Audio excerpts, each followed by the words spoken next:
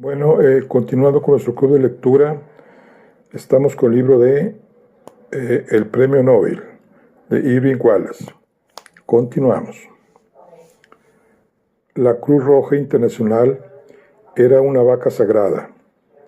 Sue Willey utilizó el 1% de defectos que presentaba aquella organización para condenar a la Cruz Roja en su totalidad. Los Boy Scouts de América eran algo inviolable. Sue Willey les dio una buena azotaina. No había institución más sagrada que el Día de la Madre. Sue Willey lo profanó. Poco a poco fue convenciendo a Harold Finnegan, director de Consolidated, para que le permitiese dirigir sus tiros cada vez más lejos y más altos.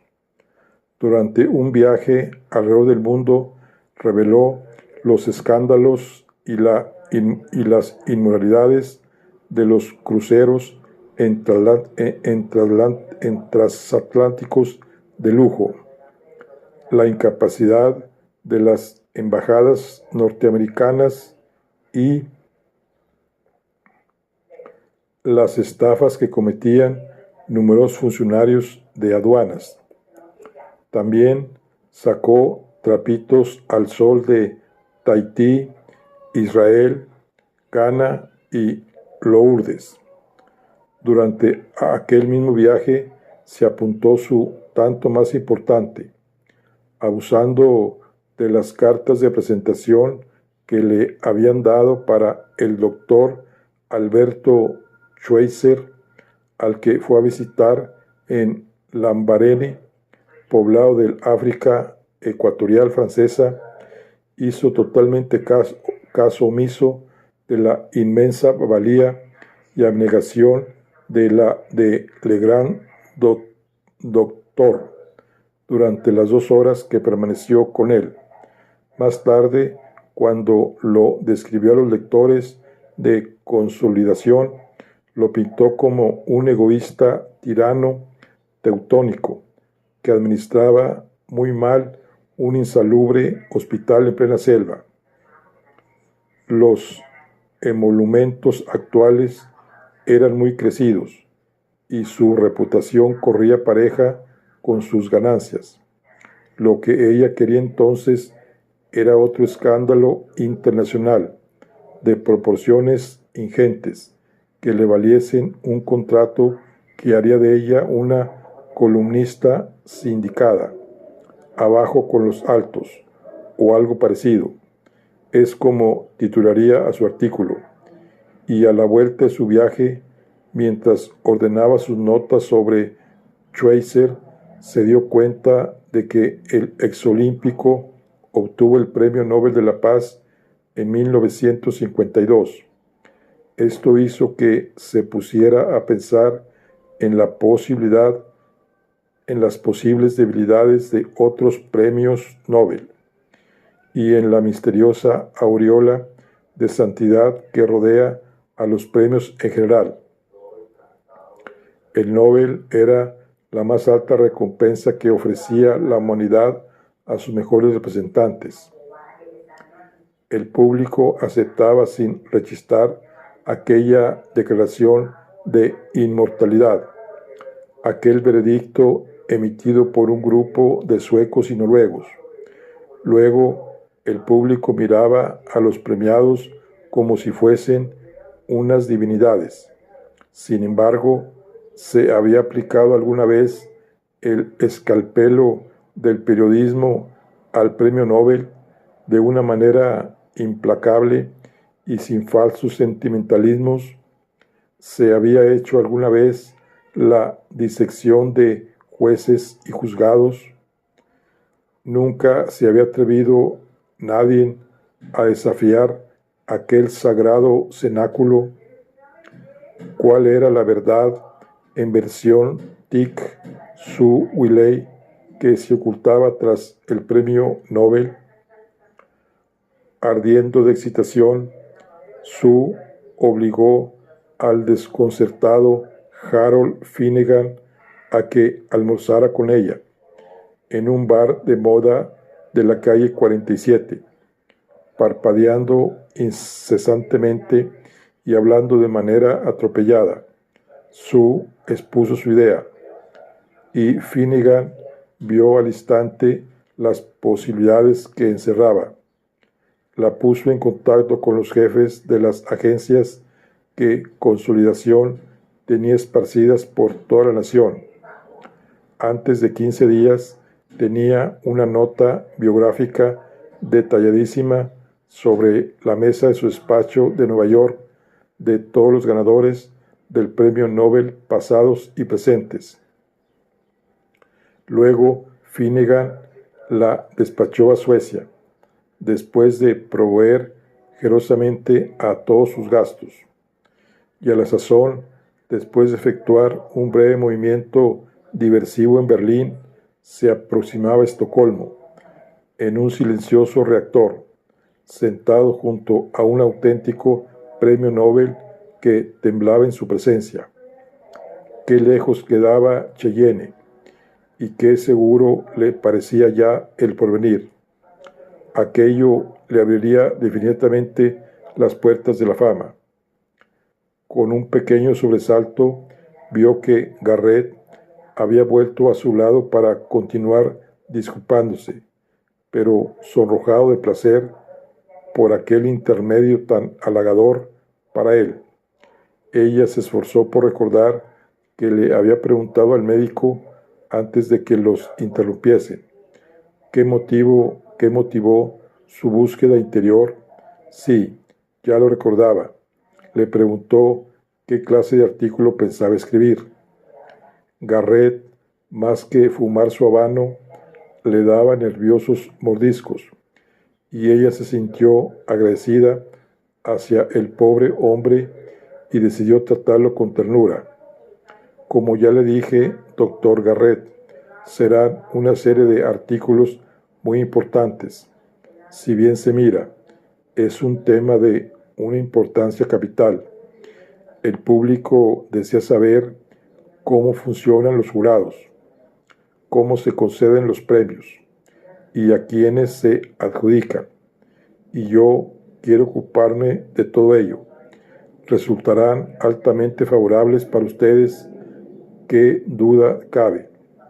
Hemos realizado a fondo una encuesta acerca de todos ustedes, porque queremos publicar retratos completos de ídolos humanos, no vacías parrafadas sobre dioses petros e insensibles.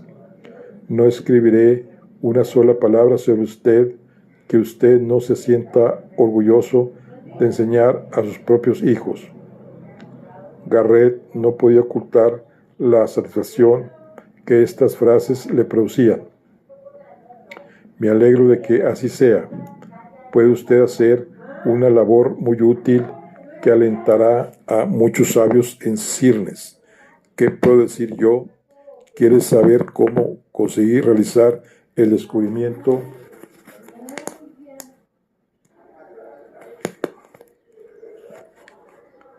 Me alegro que así sea. Puede usted hacer una labor muy útil que alentará a muchos sabios en ciernes. ¿Qué puedo decirle yo? ¿Quieres saber cómo conseguí realizar el descubrimiento? Ya me lo contará en otro momento. Tendremos tiempo de hablar de ello con detalle. Hábleme de ese conductor de camión llamado Henry M., ¿no es eso? Garrett saltó de emoción al oír esto, y pisando ya terreno seguro y sólido empezó a relatar en frases bruñidas por su frecuente repetición el drama humano que se desarrolló en aquella noche histórica. Sue Willey escuchaba a medias, tomando alguna que otra nota, al desgaire en su cuaderno mientras dirigía furtivas miradas a su reloj de pulsera. Le quedaban 6 minutos y 20 segundos. Acababa de injertar el corazón de la ternera y el médico se disponía a continuar radiante, cuando ella hizo una rápida jugada. Muy interesante. Luego lo repasaré todo con usted. Entonces, ¿cómo, de manera casual, siguió aquel primer indicio que él le había dado por inadvertencia? A propósito, hábleme de ese italiano, Farelli, con el que va a partirse el pastel. ¿Cómo empezó su colaboración? ¿Trabajaba con usted? Garrett estuvo a punto de tragársela al suelo, pero luego pensó que aquello no era el consultorio del doctor Keller. Hizo un ademán de negación. No, ni siquiera nos conocemos personalmente. Oh, yo pensaba que eran íntimos colaboradores. En absoluto. Yo realicé el descubrimiento por mi cuenta, unos días antes que él, a decir verdad. Con ademán distraída, Sue siguió tomando notas taquigráficas, mientras sus ojos parpadeantes e incisivos no se apartaban de él. Me dijo usted antes que hay muchos que creen que el premio le correspondía solo a usted, y usted lo cree también así. No soy yo quien debe decirlo, pero su cara era más que elocuente. Como es natural, usted y el doctor Farelli se verán en Estocolmo. Es de presumir, al menos en los actos oficiales. ¿Piensa usted realizar alguna investigación con él en el futuro? En fin, como ambos son, lo dudo, la interrumpió Garrett. Yo tengo mi trabajo y mis métodos, y él los suyos. No obstante, me propongo ver a otros médicos especializados en la cuestión durante este viaje, a uno del Instituto Carolina de Estocolmo en particular, el doctor Erik Holman.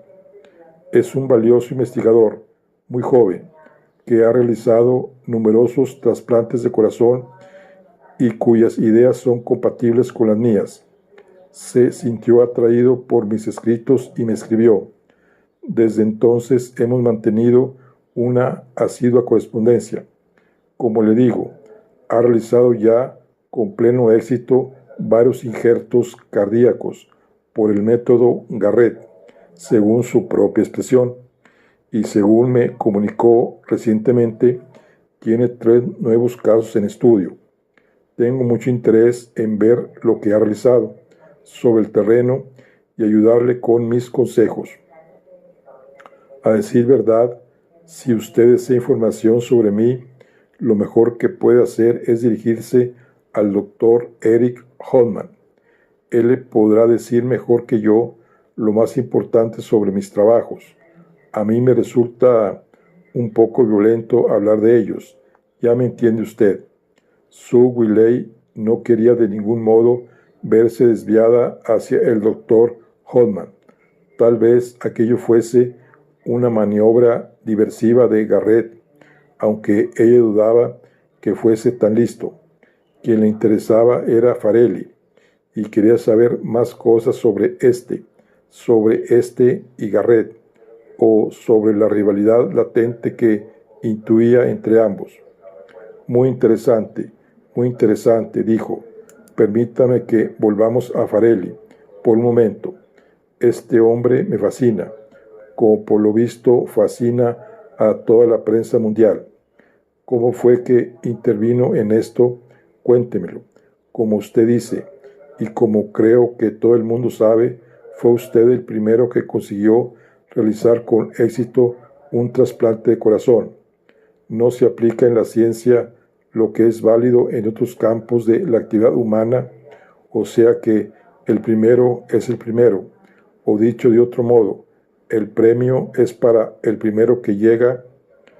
Parece que así debería ser, pero sin duda usted habrá leído lo que dice el doctor Farelli, ya que parece estar tan documentada. No es un hombre de esos que prefieren permanecer en la sombra. ¿Quiere decir usted acaso que puede haber influido en la decisión del jurado? Él fingió horror ante ese pensamiento. Ni por asomo. Yo solo diría que se trata de su personalidad particular. Es de esos hombres que llaman la atención. Es muy pintoresco. Ella resolvió, aguijoneando un poco más. Es usted demasiado modesto para defenderse. Eso salta a la vista. Pero yo también puedo ver que en nuestra época los hombres de ciencia callados, humildes y abnegados, entregados solo a su trabajo, de una vocación magnífica, suelen pasar desapercibidos. A veces quedan postergados por otros científicos más egocéntricos, parlachines y teatrales. Ella no le preguntó si él también lo creía así. Con el mayor descaro dio por supuesto que ambos eran del mismo parecer. Es vergonzoso, ¿no cree? Es una pena cómo se engaña a veces al público. Garrett sonrió con modestia, reconfortado por la notable perspicacia de aquella joven. Sí, es una pena. El altavoz del avión carraspeó. Ambos levantaron la mirada. La voz de una de las azafatas se dirigió al público. Llegaremos a Estocolmo dentro de 5 minutos. Sírvanse a apagar los cigarrillos. Sujétense los cinturones, por favor. Todos los pasajeros del avión rebullieron en sus asientos. Garrett levantó las palmas de las manos con ademán desvalido y dijo a Sue Willey: me parece que ya no tendremos más tiempo para seguir charlando. Pero ella ya tenía lo que quería y era bastante. En Estocolmo averiguaría más cosas y hundiría más profundamente la cuña. No sé cómo agradecérselo, dijo. Los menores detalles son a veces útiles. Gracias a esto podré empezar ya mi artículo de una manera maravillosa. Su primer caso, o sea, el del conductor de camión, es un tema magnífico. Es usted muy amable, dijo Garrett. Y discreta, añadió, para sellar más aún su acuerdo tácito. Él se levantó. Entonces nos veremos en Estocolmo. Así lo espero. Garrett volvió a su asiento y se sujetó el cinturón. Su mujer se quedó pasmada al verlo tan alegre y de buen humor. Cuando el Caravelle se posó en la larga pista del aeropuerto de Arlanda, frenando ruidosamente, una voz masculina resonó en el interfono. Les habla el capitán. Acabamos de aterrizar en Estocolmo. La hora local es exactamente las 12:36. Los Garrett fueron casi los últimos en abandonar el avión. Descendieron por la escalerilla detrás de los restantes pasajeros para confundirse con una multitud de personas. Estrecharon las manos del conde Bertil Jacobson, de Ingrid Paul, de Carl Adolfo Kranz, y Sarale agradeció efusivamente el ramo de flores que la obsequió Miss Paul. Luego posaron para los fotógrafos, mientras Jacobson mantenía a raya con energía a los periodistas suecos. Se disponían a dirigirse a los coches oficiales cuando de pronto Jacobson reparó en que faltaba alguien. ¿Dónde está Mr. Andrew Cray?, dijo, tirando de la manga de Garrett el premio Nobel de Literatura que venía en el mismo avión. Mr. Cray no le ha visto. Garrett hizo un movimiento negativo de cabeza. No lo había visto, ni a él ni a nadie. Naturalmente no mencionó a Sue Willey. Mientras Kranz y Paul acompañaban a los Garrett a su coche, que esperaba frente a la puerta principal, Jacobson se precipitó entre los demás pasajeros, buscando a Cray sin conseguir encontrarlo. Por último, abordó al capitán del avión y a una azafata. Con ellos examinó la lista de pasajeros, repasándola atentamente, nombre por nombre. No figuraba en ella André Krau ni Lee Daker. Completamente desconcertado, Jacobson regresó a los coches oficiales. Aquel anciano era un hombre escrupuloso y metódico. Suele decirse que Sus dotes de organizador eran incomparables. Esta facultad era para él motivo de orgullo. Las últimas recibidas pocas horas antes decían que Craig llegaba en un aparato de las líneas aéreas escandinavas que aterrizaría en Copenhague a las 9 de aquella mañana. Era el vuelo 912. Él lo recordaba perfectamente. En Copenhague tenía que tomar aquel mismo avión para Estocolmo, que tenía la hora de salida a las 11:20. Era posible que el vuelo 912 hubiese sufrido algún retraso. Jacobson estaba seguro de que se lo hubieran comunicado. Aquello era un verdadero misterio. Era la primera vez, según podía recordar, que un laureado no llegaba de acuerdo con el horario previsto. Despidió al segundo coche y subió el primero, ocupando el asiento plegable, al lado de Kranz, resuelto a no ser partícipes al célebre doctor Garrett y su esposa del problema que le preocupaba. Pero durante el regreso a Estocolmo no dejó de preguntarse qué le podía haber ocurrido a Andrew Craig.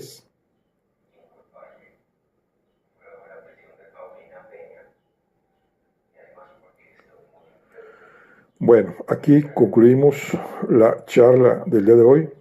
Estamos en nuestro club de lectura con el Premio Nobel. Nos vemos en la siguiente. Hasta luego.